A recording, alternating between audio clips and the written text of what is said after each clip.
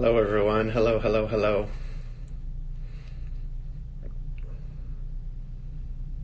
How's everybody doing? Hi, guys. Hello. Hello, hello. Welcome to California. Thank you. Hi, guys. I'm waiting for my friend Olga to show up. We're trying to do this, we're trying to do a shared live. Oh, here we go. Let's see.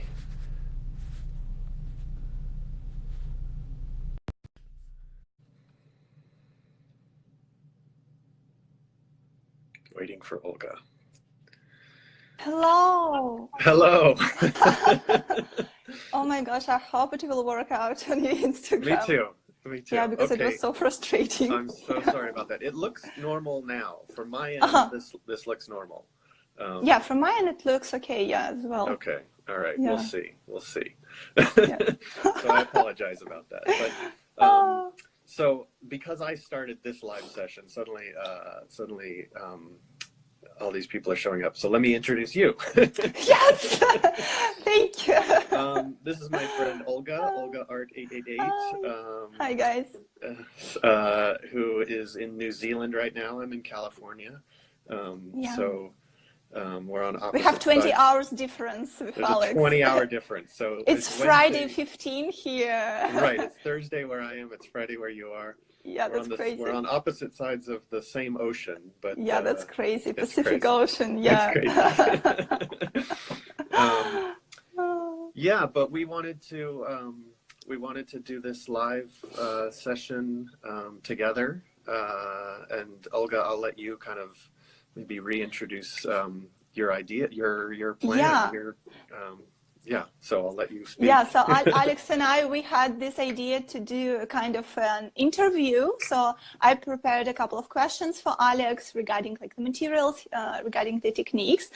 And I thought that it can be really exciting for you guys to know like what exactly Alex used to make his beautiful drawings, what's his background and so on. So yes.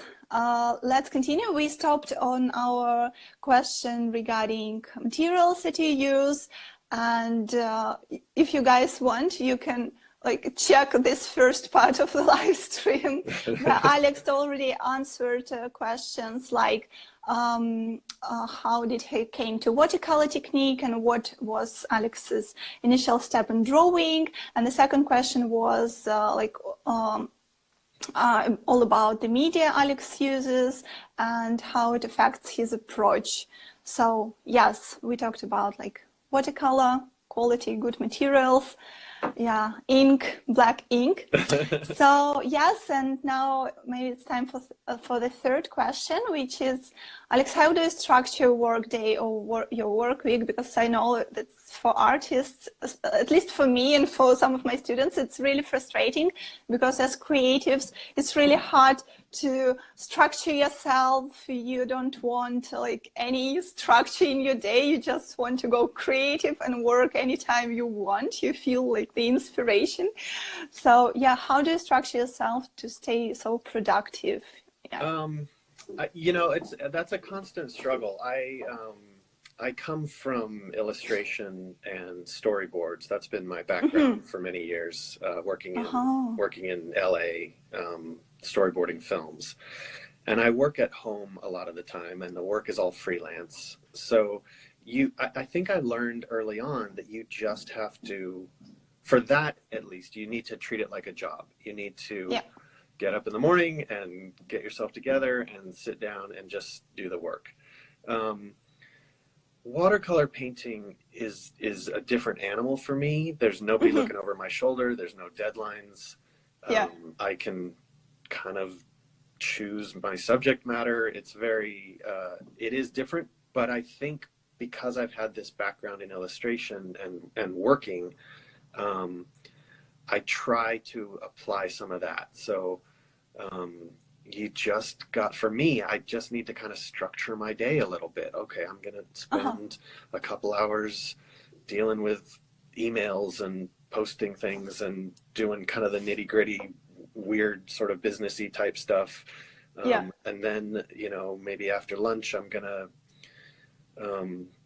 go out and do a sketch, or play with new paints, or I don't know. I need to kind of break up my day and give myself structure. Otherwise I'll suddenly it's 6 o'clock and I haven't done anything. You'll be all over the place. Like, yeah. What did I do? What did I do during this day? What have I done? Exactly. So you primarily sketch and make your drawings after lunchtime, and early in the morning you have this like administrative kind of work, like emails.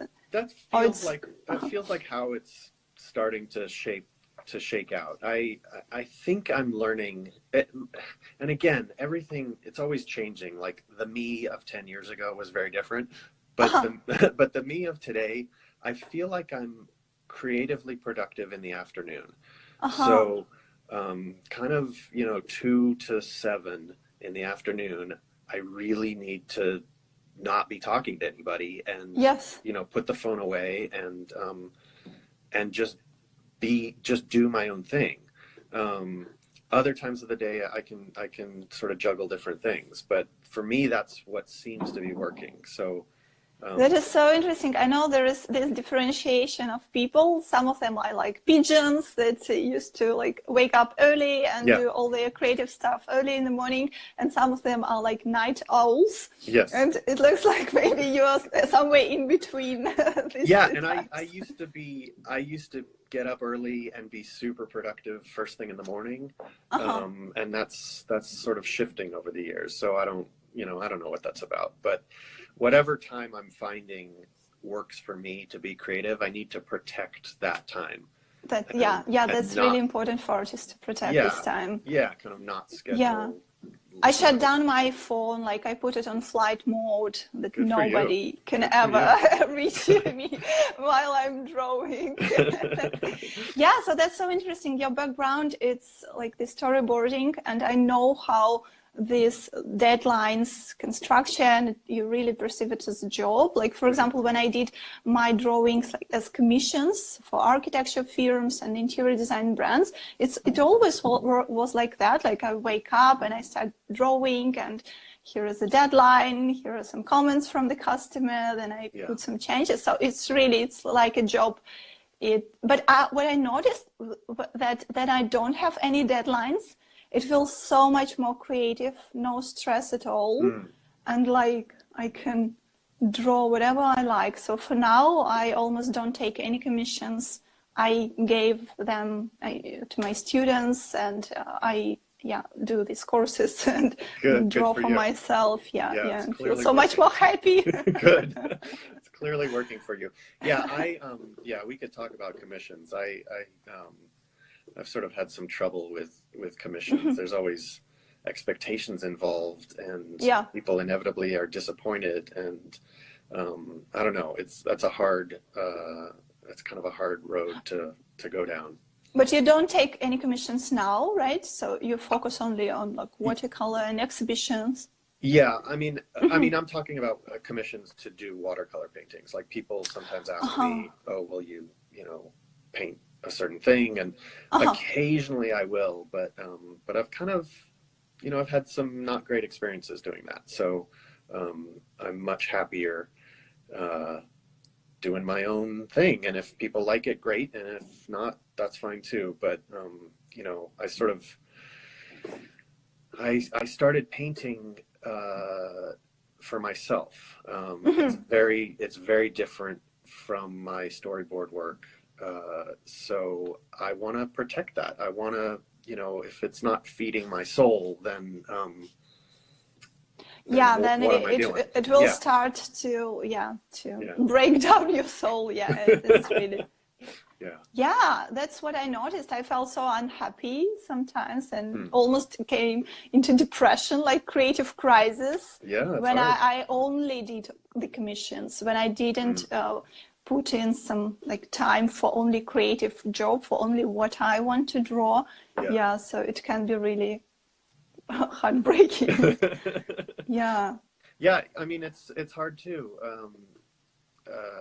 I don't know. I mean, anyone who is in a creative field, you really have to juggle people's expectations of your work and what feeds you as a creative person. Yes. and how to keep that fresh and alive. And it's easy to kill it. It's pretty easy to kill it. I've been Yeah, down it's that very road. fragile. Yeah, It's very fragile. By the way, I feel like it will work out perfectly well with you if you will start these video courses, like more teaching online. So you and I were talking about that a little while ago, and I think you're an inspiration to me in that world. You seem to have made it work very well for yourself. So I think especially when we travel a lot, especially these days. So you used to travel like to States and all over the Europe, and it's so great when your like courses, they are online and they are basically always with you. Yeah. So you are not attached to any particular place. And I do love sharing my techniques. I love teaching people kind of what I do, and if I can help people become a better artist, that's great. So I do workshops pretty regularly, but I think doing online courses is a really good way to go. So, yeah, because I can see that you really love the format of like live streaming. I love to watch your live streams when you're making your watercolor drawings. And sometimes you teach during this live streams. Sometimes you answer people's questions. And my next question after all that will be, Alex, can we expect a course from you on watercolor in urban sketching or like on architecture? Because I would be really excited. Yeah. Thank you. Yeah, you can expect that. I don't hold your breath, but but that is something that I want to put together. I've been doing more and more of these live sketches. I'm trying to do them every week. I don't know if I'll get to it this week. Just because I'm traveling, but I do love that, and it seems just like a natural step to turn that into a bit of a course and be kind of more instructive about it. Like when I do my live sketches, I'm sort of sharing the process. I'm sharing my process, and it's fun to kind of paint with a community that's sort of chiming in, and that's really, really satisfying. It's really fun to see people say hello from all over the world. That's amazing. It's really unbelievable. Cool. It's been unbelievable what like live streams and technology lets us do these days. So it does seem kind of a natural step to do a video that's a little bit more instructional.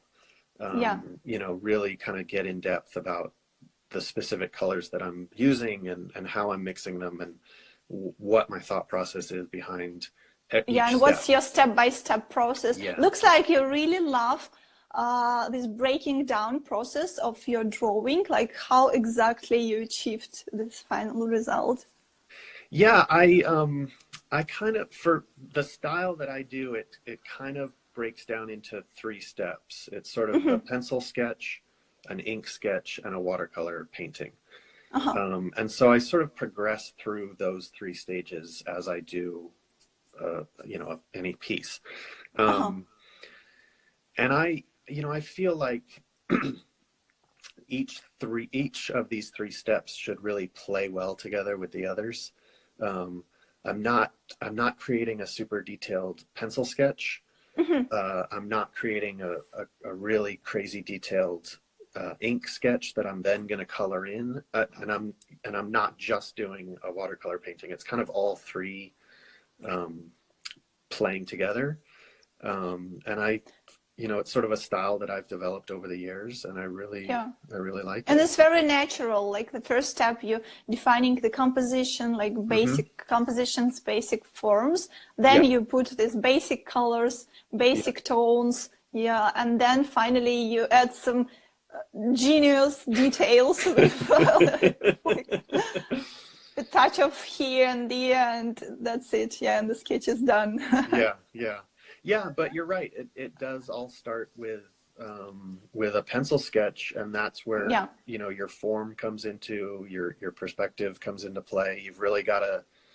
That's kind of the roadmap of where you're going to go. You can deviate a little bit from that, but those are sort of that's the skeleton that you build on. So that's got to be, yeah, it's got to be pretty solid.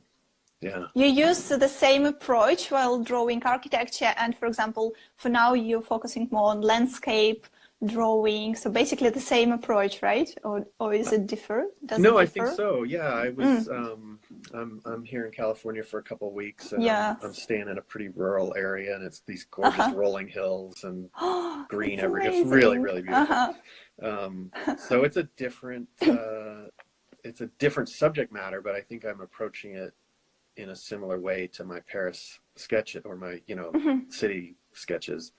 I'll do a little pencil thing, a little bit of ink. Yeah, I mean, I don't know. It's gonna be. I want to go out this afternoon. It's a really nice day here. So I feel so jealous. So I'll see.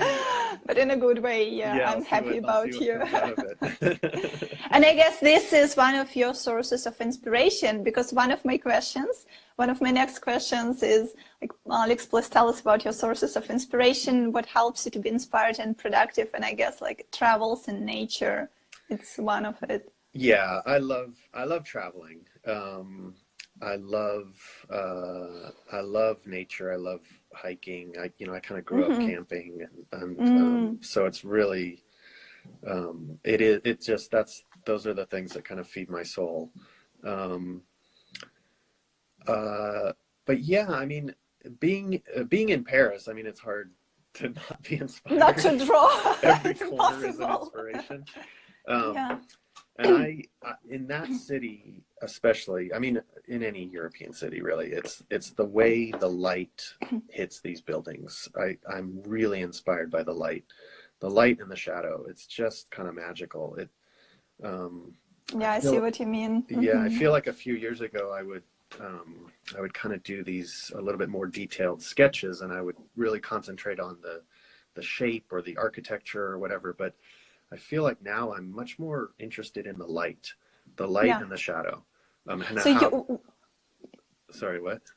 So would you say that in California, the light and shadows are more kind of sharp, and in Paris and in Europe, it's more like milky and like...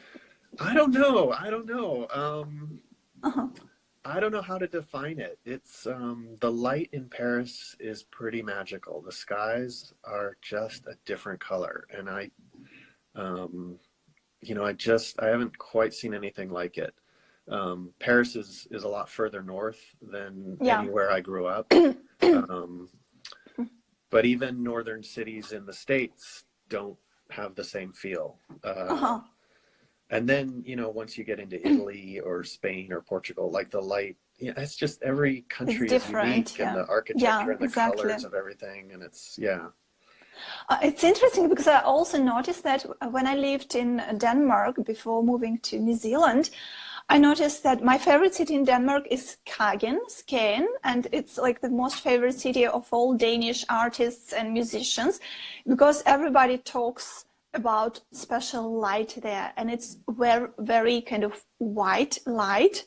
And what I noticed that in Paris, for example, I've been there I was lucky to be there 4 times already, and I noticed that maybe the initial color of the architecture buildings, this limestone that has this beautiful light beige color, maybe it also affects very much. So all these reflections from the sun are happening, and it gives this kind of pearl effect to everything. Like everything is so like pearly, grayish, beige, white. Yeah, I also noticed this special light in Paris. It's amazing. Yeah, Paris to me is it can be a pretty it's a pretty limited color palette in the city, the architecture of the city.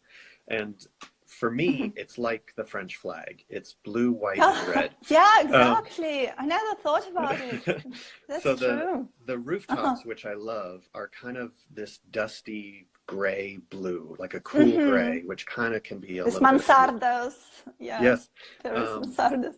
And you're right. The main building is kind of white. It's sort of this beige, sandstony color. And then there's this great sort of street level. I mean, I love these red awnings. So you can do a lot with a really limited color palette. You don't need a whole box full of colors. You can get 3 or with 5 colors and you'll be fine. And then it really becomes about you're right, the light, the color of the light, the color of the shadows, because the buildings are a pale color. The shadows, you can kind of infuse a lot of color into the shadows and make them violet or more that's what you do. lavender. That's what I noticed. You put some beautiful like cobalt blue or ultramarine or violet in the shadows, and it looks magical, especially when you use this complementary like yellowish beige sandstone color. It looks like magic on paper. Thank you. You're welcome. That's true. It is. It's a fun thing to kind of play around with, and you sort of notice in the winter the shadows are a little bit more blue. They're cold, which can have a really interesting effect. And then in the spring and summer, the shadows maybe are a little bit warmer, and so if you add a little bit of red, a little bit of like a sort of a rose color into your shadows, it suddenly becomes this lavender. Which warms up those shadows, and suddenly it just feels like summer. It's really fun to play with. Oh, that's so interesting. Maybe that's happening because like during spring and summertime, it's like all greens, like everything is in blossom, a lot of green color from the trees, and like a complementary to green is rose and red, and it goes to shadows. Oh, that's so interesting. Yeah, and also in the summer the sun is so much higher that it just, the color of the light is different.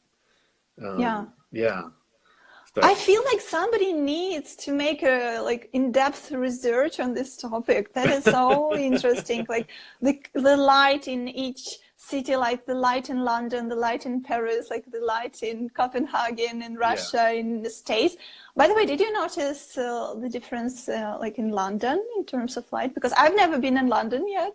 Yeah, London is a little bit further north, and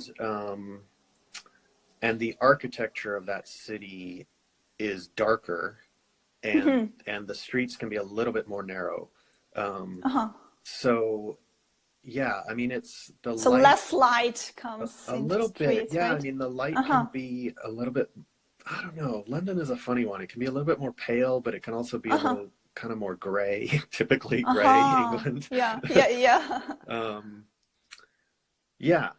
Maybe it's London smoke. They have this. They had at least this London smoke because of like pollution. It's more polluted. And sometimes pollution can make things look better. If sometimes Paris can get a little hazy, and then it's gorgeous. It really looks nice because then you get this atmospheric perspective. Things in the distance are really muted, and that can be go really more fun. into bluish. I love that can be really cool too. So So we touched upon London, and I know that you hosting some workshops, live master classes and workshops in London, in Paris, in San Francisco right now. So Alex, could you please tell us about your live workshops more? Because I've noticed on your website that you do them quite regularly. Like how regular is it, and which cities that maybe people who joined us live can be so excited that maybe you will do it in exactly the same city where they live. It's I mean, I would love to just travel to different cities doing watercolor workshops, meeting other artists. Like that's kind of a dream job. Perspective, dream job. That's true. The trick is affording that lifestyle. Travel is expensive, but I'm doing more and more workshops. They're usually one day. I've started to do 2-day workshops. A lot of them are in Paris. I'm in California right now, so I'm doing a workshop in San Francisco on Sunday. I'm doing a couple later in the summer in Amsterdam, and a couple other Amsterdam, places. wow. Yeah, they're. Is it your first time in Amsterdam with a live workshop? Yes. Wow. I've kind of tag team. It's an amazing city to draw, right? So yeah, it's pretty great. These little tiny buildings, yeah, like it's facades, an interesting. that's so beautiful. Yeah, and the color palette is different. Northern Europe is different, but I've scheduled a couple workshops around the Urban Sketching Symposium in July. Yeah, so a lot urban sketchers. Yeah, a lot of people are going to be in town, and it should be pretty great. I mean, it'll be a lot of fun. Yeah. So yeah, I've got in my 2-day in my 1-day workshops, I basically take people through my process. We start out with different pretty basic watercolor exercises to kind of get people up to speed, because people are come from all different levels of experience. So we start very basic, and then we kind of move into some more complex topics. I'll do a demo, and we'll usually sketch 2 different locations.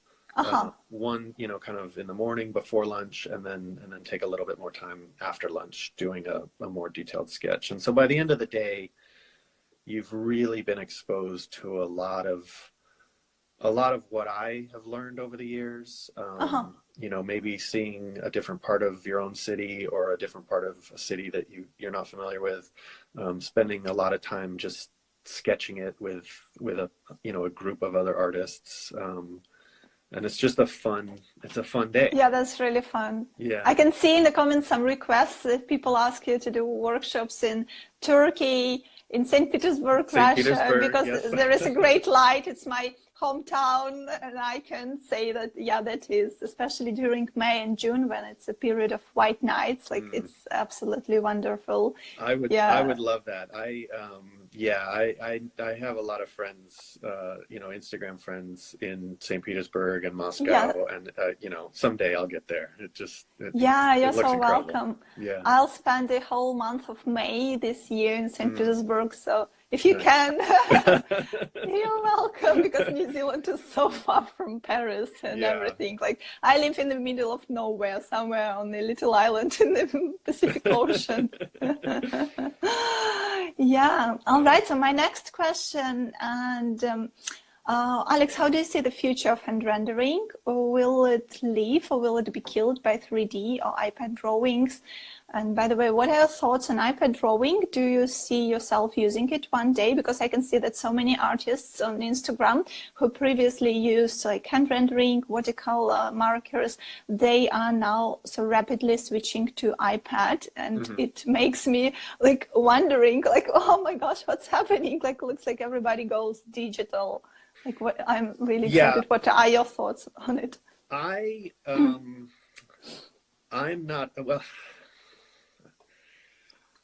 I'm not interested in drawing on an iPad. For my professional work, for my storyboard work, it's all it's 100% digital. I draw on a Cintiq tablet, a Wacom tablet. I also worked with Wacom. Yeah, I mean, it's incredible. The tools are incredible, and I love that process. And the software I use, you can replicate natural media, and it's really, really easy, and I love it. And I've done that for many ages. Yeah.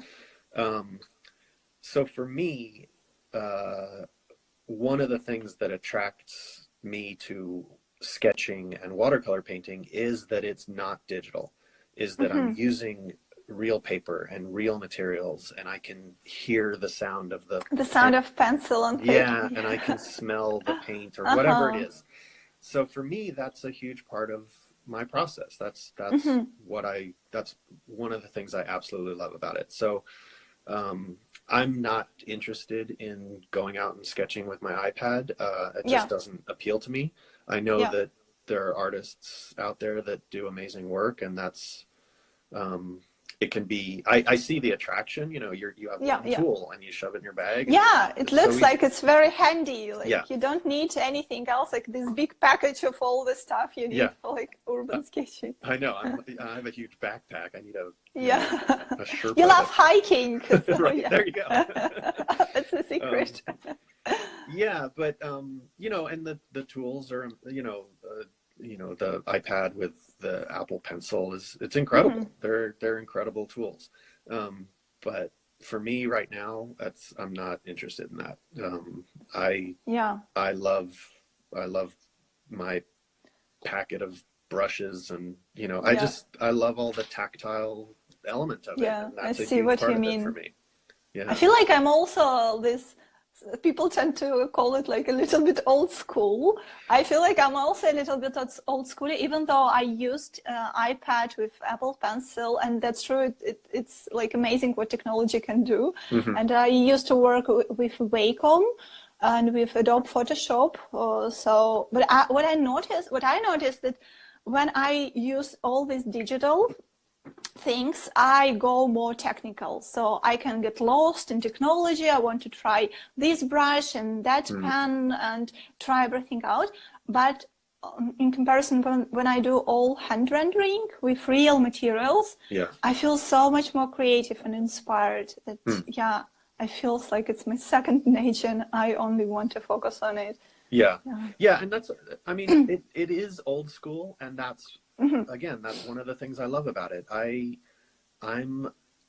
sort of grew up studying, you know, Rembrandt etchings and all these other artists, and you see people's sketchbooks from 100 years ago or 200 years ago, and you think, those tools are available to me. And when I go out in Paris, especially, or somewhere in Italy or anywhere, and I'm sitting with a sketch pad on my knee and I have a fountain pen in my hand, you feel the connection through the generations to these other artists that did the exact same thing. And to me, that's an amazing kind of continuity of spirit that I absolutely love. That's beautiful. So I don't want to break that. That's one of the things that why I started drawing with a fountain pen, because it's like, wow, that's like an old school. Yeah, like artists used it for like hundreds and hundreds and thousands of years. Or for example, charcoal, they used it since like prehistoric times, like charcoal, sepia, sanguina, these like cave paintings on the cave walls. There's an element. And iPad in Wacom, it's only maybe like 20 to 30 years, last years that we use it. So, you know, for me, this is one of the things that I love about what we do. And I feel that connection to past generations, and I feel the same, you know, this kind of connection to the earth, because you're using natural material, you know, for the most part.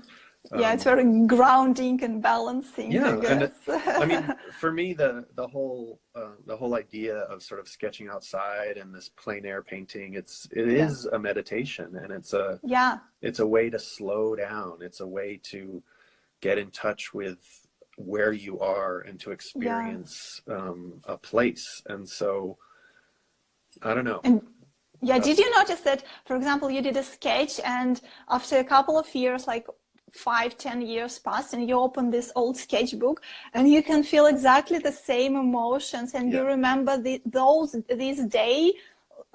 day like so bright. It's so bright because like emotions, they again came into play. No, this is exactly it's exactly what I feel. You look at an old sketchbook and you remember every line. You remember what the sun felt like on your face, and you can hear the birds in the trees, and you can smell the cafe that you were sitting next to, and all those memories are infused into your drawing. And because you spent so much time concentrating on that one thing for an hour or however long it was that you did it, and it's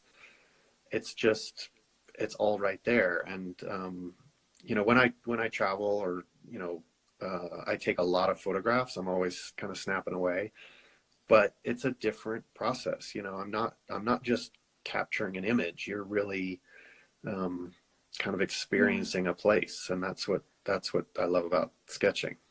Yeah, it's exactly this word, like concentrating. Yeah. And I can see in the comments that Mania140 writes that sketchbook is better than photo album. That's true. It's really true. Yeah, I mean, it's an incredibly personal kind of diary of your time. You know, it's like to have a sketchbook of a specific trip that you've taken, or, you know, or you know, a time span in your life, just to have a collection of sketches. It's so cool. Yeah, that's beautiful. Yeah. It's so beautiful. I instantly want to go in the center of Auckland right now and do a couple of sketches of our There you streets, go. and then go back to them like in 10 years, and yeah, to recall all this day in the whole. Yeah.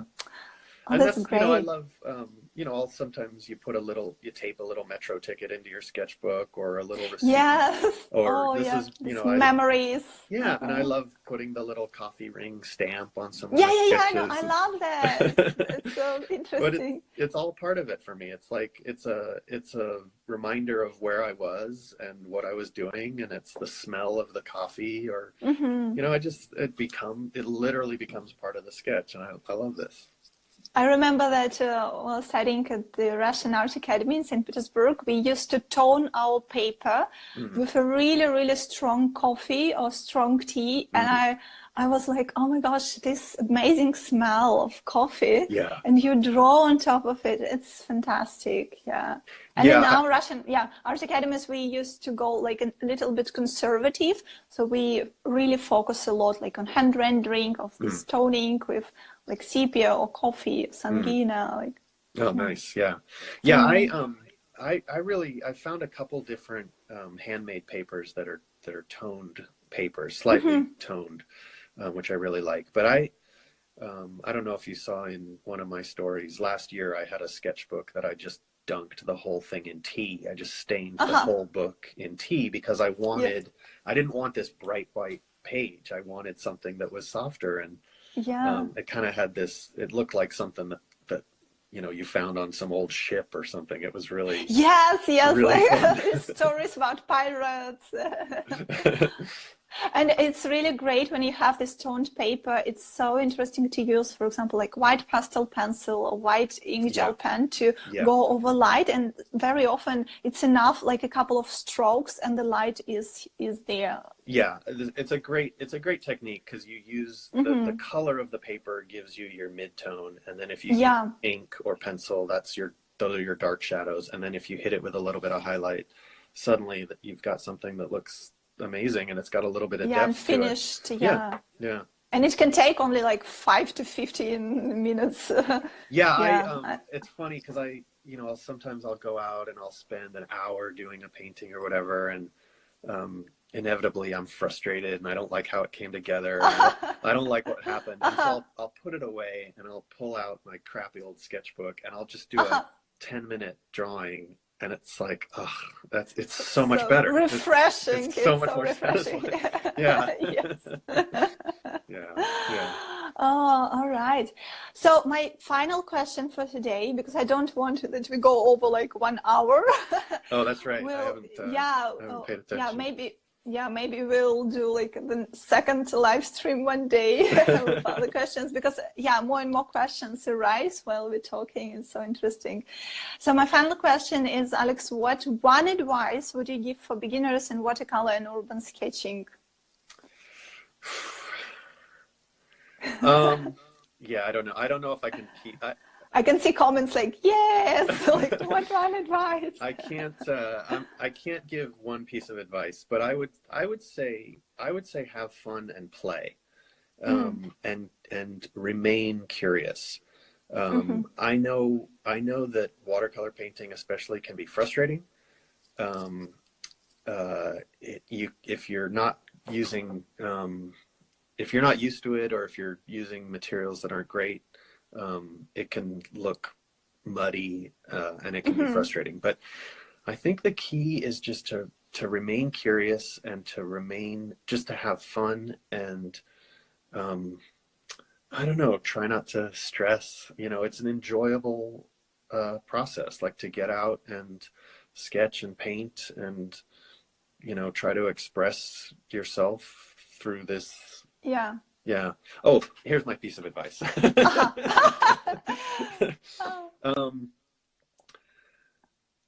I think, and this is something that I've been thinking about recently, I think the trick is not to not to try to depict what you're sketching or painting. If you're sketching a building or a landscape, the trick is not to do an accurate depiction.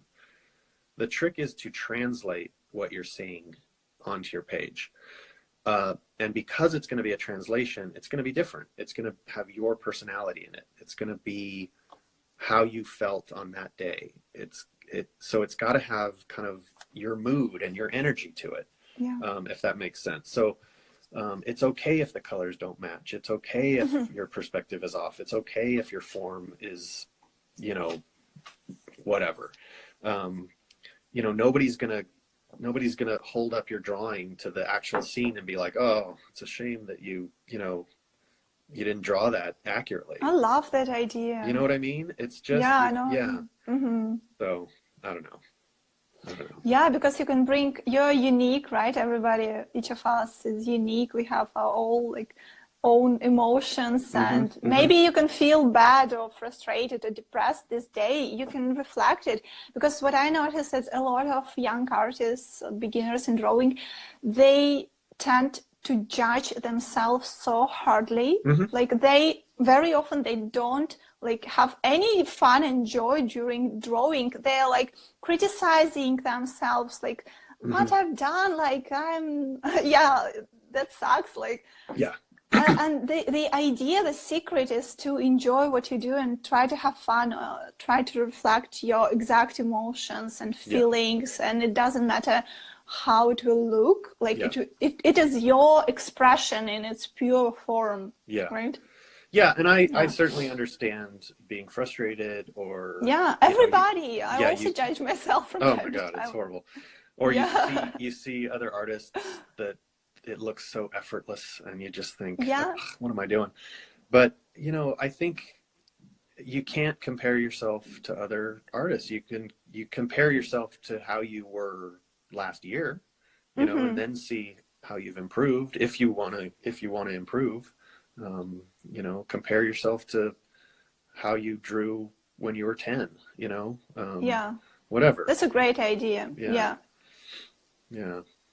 Because very often, like, I can notice it, even me, like when I'm watching your drawings, your watercolors on Instagram, and I'm like, oh my gosh, Alex is so great at watercolor. Maybe I shouldn't post any like my old watercolors and new watercolors, because they look not as good as his.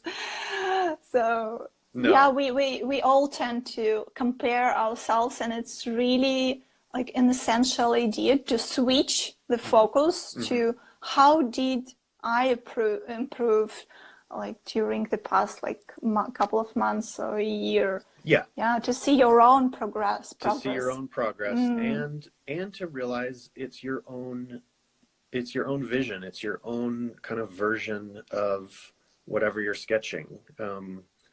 You know, it's another thing I like about doing workshops or getting together with other artists. You can all sit down and do a sketch of the same subject, but everybody's drawing is totally different. I also know that's amazing. It's really fun, right? And it's cool to, it's not that, oh, you're better and you know you're not or whatever. It's like, oh, everyone sees it differently, and that's really cool. That's what makes us human, right? And everybody has its own like strengths and weaknesses, but we want to focus on the strengths. And your unique voice. Yeah. I love it. We should definitely do the second live stream, because I have like a lot of more questions, and I can see a lot of questions in the comments. No, that sounds good.